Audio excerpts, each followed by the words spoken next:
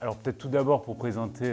l'ouvrage, je suis un grand admirateur de l'auteur Bret Easton Ellis et j'ai voulu faire une analyse de tous ses livres et de tous ses romans sous le prisme du principe de l'altérité. Parce que, comme il le dit lui-même, on vit en ce moment une épidémie de supériorité morale, c'est-à-dire qu'on a une sorte de pensée unique qui s'impose dans la culture, mais qui s'impose aussi au niveau politique en général dans la société, et que cela fragmente et que cela polarise énormément la société nord-américaine, mais la société occidentale aussi en général.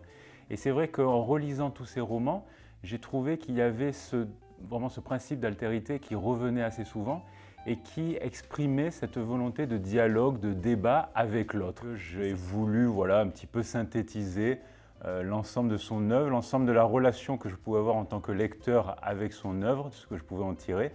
et du coup aussi avec le thème d'actualité qui était celui de cette épidémie donc, de supériorité morale, de cancel culture comme on dit, c'est-à-dire cette volonté de bannir, d'effacer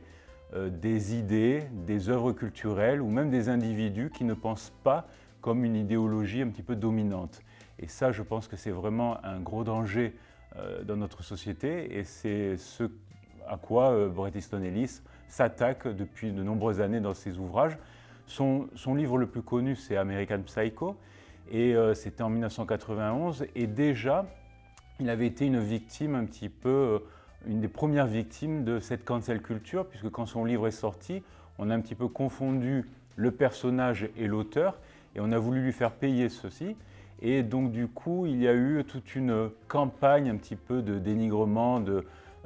contre son œuvre, de volonté de boycott de son œuvre. Sa maison d'édition l'a lâché à l'époque. Et donc je pense qu'il a vraiment cette expérience de ce qu'est cette cancel culture, cette